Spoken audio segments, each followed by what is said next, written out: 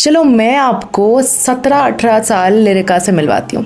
तब जब मैं अपनी मम्मी पापा को रिक्वेस्ट करती थी और प्लीज़ प्लीज़ करके लिटरली ज़मीन पर लेटती रहती थी, बट फिर भी मेरी मम्मी पापा ने मुझे एक भी नाइट आउट के लिए नहीं छोड़ा। तब मैं सोचती थी एक दिन होगा जब मैं खुद की आज़ादी मेरे को मिल जाएगा और तब मैं इधर से चली जाऊंगी, बिल्कुल नहीं रुकूंगी, सब मेरे अगेंस्ट है, ओ माय गॉड मेरी जिंदगी कितनी खराब है। Cut to this time when I am 2025, I feel my parents are like the best parents. देखो मैं ये कभी नहीं बोलूंगी कि कोई भी पेरेंट्स टॉक्सिक नहीं होते।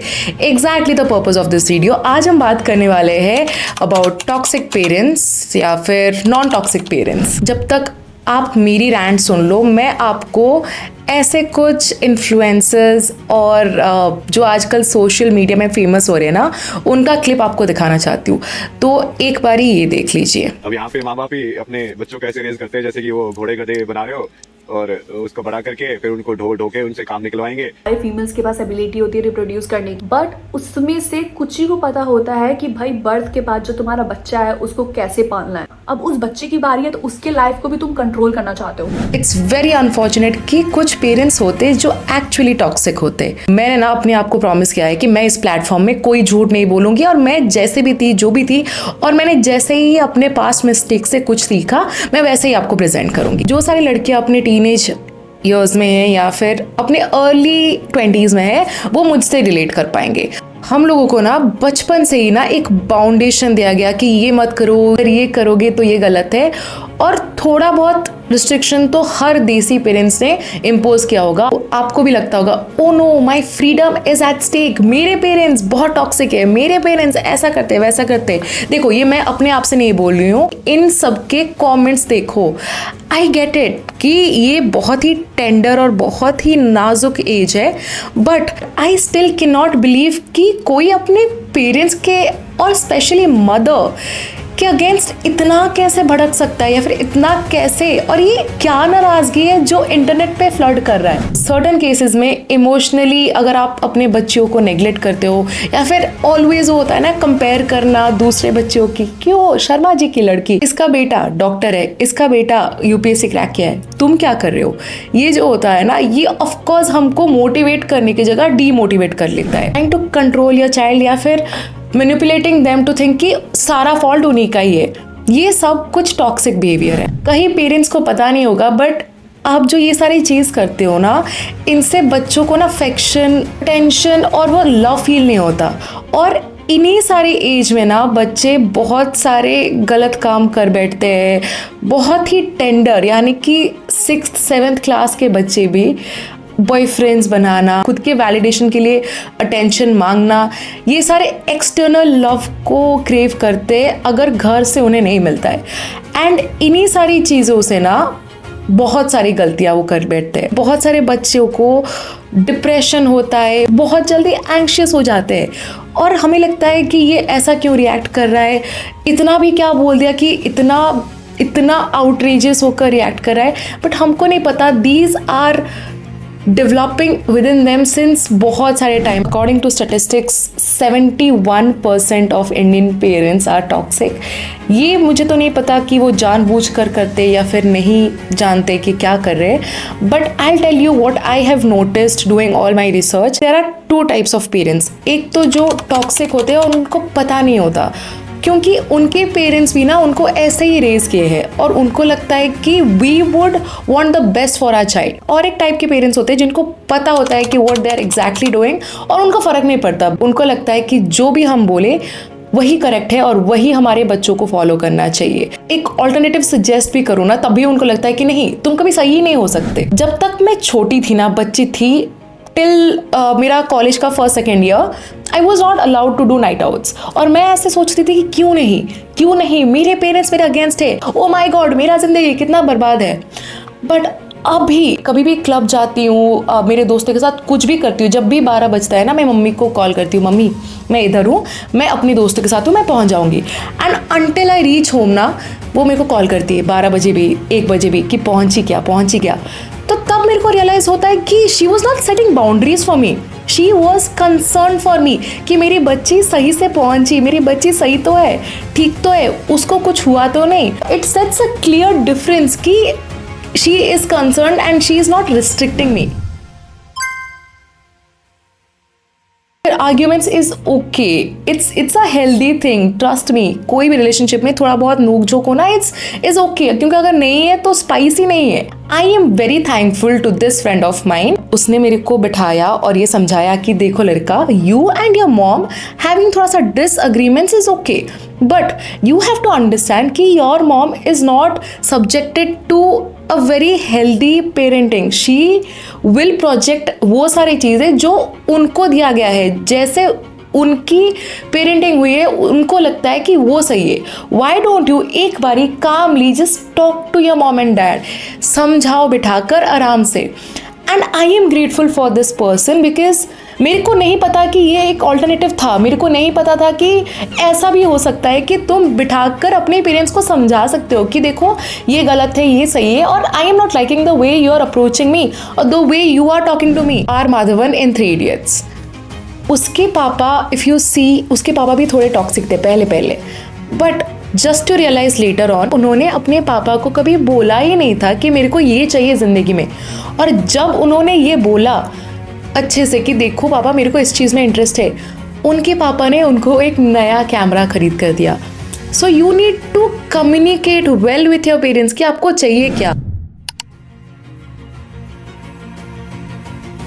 आजकल के ज़माने में ना हमारे पास इंटरनेट है, हमारे पास वो समझ है कि क्या गलत है क्या सही है, हमारे पास बहुत ज़्यादा ना एक्सपोजर है कि ऐसे भी होता है ऐसे भी होता है.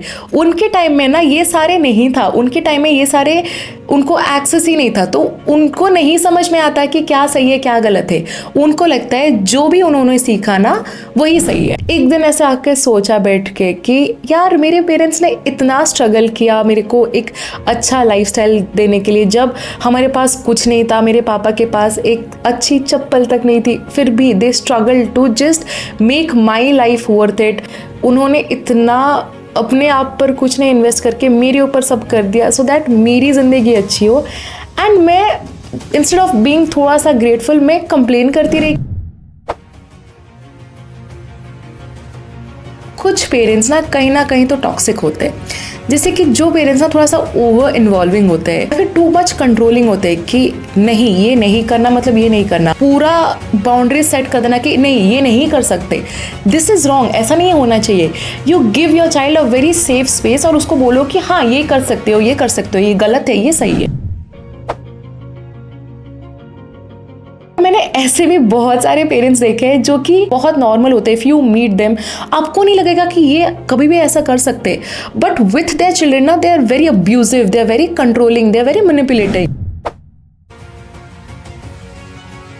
कई पेरेंट्स का ना ये बोझ वाला मेंटालिटी है कि हमने बच्चों को जन्म दे दिया, this should be an asset, नहीं तो ये बोझ ही है. कई सारे बच्चे no are treated as ROI, return on investment, कि हमने बच्चे पैदा कर दिए पाल लिए, अब इसको हमें वो देना पड़ेगा जो हम इससे चाहते. और एक टॉक्सिक ट्रेट है कांस्टेंट कंपेयरिंग या फिर कॉन्स्टेंटली कंप्लेनिंग कि ये रिश्तेदार है, ये बोल रहे हैं ऐसे तेरे बारे में, ये पूछ रहे हैं इनका बच्चा ये कर रहा है, इसने तो MBA कर लिया, तुमने क्या किया, इतना सैलरी है उसका, ये सैलरी हो गया. This is wrong. आप ना अपने बच्चों को उनके पास्ट लाइफ से या फिर उनके पास्ट बिहेवियर से, उनके पास्ट चीज़ों से कंपेयर करो. अगर वो डिग्रेड करते हैं बोलो कि आप इतना अच्छे कर रहे थे अब क्या हो गया. ये ना उनको कॉन्स्टेंटली बना देता है पीपल प्लीजिंग कि नहीं we have to constantly work और थ्राइव टू इम्प्रेस समबडी, क्योंकि वो दुनिया आ जाता है उनके सामने जहाँ पर वो अपने लिए काम नहीं करते, वो सोसाइटी के लिए या फिर किसी और को इम्प्रेस करने के लिए काम करते हैं. कई सारे पेरेंट्स अब्यूजिव होते हैं, फिजिकल वायलेंस, इमोशनल टॉर्चर.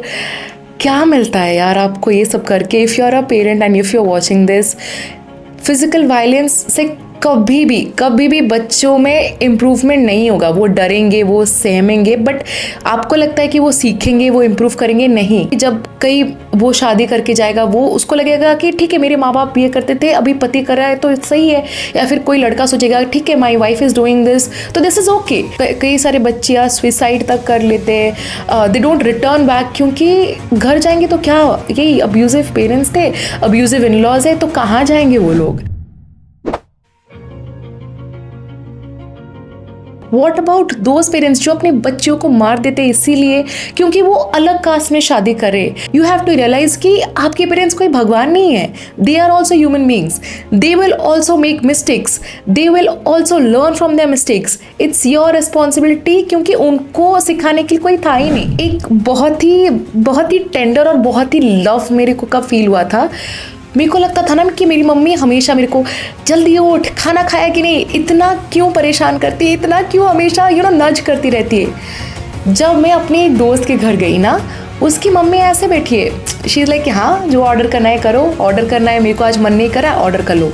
जबकि मेरी मम्मी ना कभी भी, वो जितना भी टायर्ड हो, जितना भी थकान हो, वो कभी भी हमको ये नहीं बोली कि नहीं मैं आज टायर्ड हूँ, मैं नहीं खाना बनाऊंगी, तुम ऑर्डर कर लो। शी मेक्स श्योर कि हम लोग घर का खाना खाएं, and that is how she shows her love for us. यही सारे तरीके हैं। मेरे को लगता है कि नहीं, मेरी मम्मी नज करती है इसीलिए क्योंकि वो हमसे बहुत प्यार करती है, इसीलिए क्योंकि वो अपने बच्चों के लिए केयर करती है। I would suggest you all these things कि पहला, अगर आप अपने अर्ली 20s या फिर वो जो होता है ना 18 to 22 के एज ग्रुप में हो, और even more than that, please try to live alone. Even if you're in the same city, try to find some work, or college maybe, or try to live in a hostel and get to know a lot of people. If you all have the accessibility, try to change cities, try to go to a different city, because उससे क्या होता है, आप अपने responsibilities सीखते हो, आपको बहुत सारे नए perspectives और ideas of different people coming from different cities, आपको वो मिल जाता है। And when you learn, no, you also make your parents learn different things. You also go and tell your parents different perspectives, different views. अपने parents और अपने तुम्हारे बीच ना थोड़ा सा वो मिसिंग वाला फैक्टर आ जाता है, वो डिस्टेंस वाला, and then when you go back home, no, you are nurtured with a lot of love and affection. कभी ना you have to let loose. बच्चे को ऐसा नहीं लगना चाहिए कि आपके अलावा उसका कोई लाइफ ही नहीं है। Please take out your children to certain restaurants, please let them be with their friends, please let them make friends, क्योंकि ये एक बड़ा बैरियर आ जाता है। अगर आप उसको अपने अर्ली स्टेजेस में अपने फ्रेंड्स के साथ नहीं घुलने दोगे, if you keep them under restriction, अगर कहीं नहीं जाने दोगे ना, वो बड़ा होकर they will not have any friends, they will feel inferior, they will think कि क्या ये मेरे लिए सही है। वो अपने लाइफ के डिसीजन लेने के लिए भी आप पर डिपेंडेंट हो जाएंगे कि ये लड़का सही है या फिर ये लड़की सही है, कौन है मेरे एक्चुअल दोस्त। गलती करने दो, everybody is out there to make mistakes करने दो, उन्हीं से ही वो सीखेंगे। अगर आप कॉन्स्टेंटली कंपेयर कर रहे हो ना, प्लीज स्टॉप दिस। ऑनेस्टली आपका चाइल्ड ना डीमोटिवेट हो रहा है, तो please stop it. You know what my mom does, and I am so grateful for my mom. वो ना, अगर मैं 2-3 बर्तन भी बांच दूँ, या फिर अगर मैं थोड़े कपड़े फोल्ड कर दूँ ना, वो सबको कॉल करके बोलेगी पता है मेरी बेटी ने आज क्या किया, उसने बर्तन कर दिया जस्ट बिकॉज हमारी मेड काम पर नहीं आ रही, या फिर मेरी बेटी ने मेरे लिए ये छोटू सा कुछ गिफ्ट होगा ये लाया, पता है मेरे आज पैर दर्द करे तो शी मसाज्ड मी। इतना छोटे छोटे चीज़ें ना, my mom makes it a very good habit और very good practice to highlight कि इसने, मेरी बेटी ने ये किया, मेरी बेटी ने ये किया। और पता है उससे मेरे को ना कॉन्स्टेंट मोटिवेशन मिलता है कि oh I have to do this, मेरी मम्मी को अच्छा लग रहा है, and because she is so happy about all these छोटे छोटे चीज़ें ना, it makes me want to do all of these things more because it gives her happiness.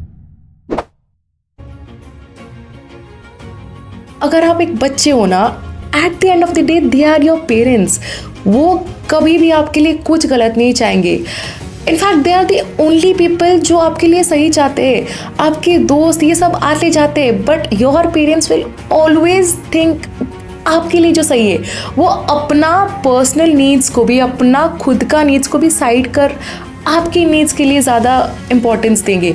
और याद रखना, ये कोई इंसान आपके पेरेंट्स के अलावा, अपने सिबलिंग्स, आपका बेस्ट फ्रेंड, आपका बॉयफ्रेंड, आपकी गर्लफ्रेंड, कोई भी ये आपके लिए नहीं सोचेगा। एंड इट्स ओके यार, उनको समझ में नहीं है क्योंकि उनको किसी ने नहीं समझाया। आप you be the path finder, you take the lead, you be the person who makes your parents understand। कभी उनको रेस्टोरेंट्स में लेके जाओ, कभी उनको मूवीज़ के लिए लेके जाओ, rather than going out with your friends ना, कभी उनको 1-2 मूवीज़ के लिए लेके जाओ, कभी उनको भी बताओ कि कोल्ड कॉफ़ी क्या होता है, अल्फ्रेडो पास्ता क्या होता है। तो let your parents have those things जो उन्होंने अपने चाइल्डहुड में मिस आउट किया है। तो if you are somebody going through all these toxic traits, अगर आप ये देख रहे हो तो आई वुड रिक्वेस्ट यू कि प्लीज़ अपना स्टोरी शेयर करो। And if you have beautiful parents, please share your story, we would love to know about your parents.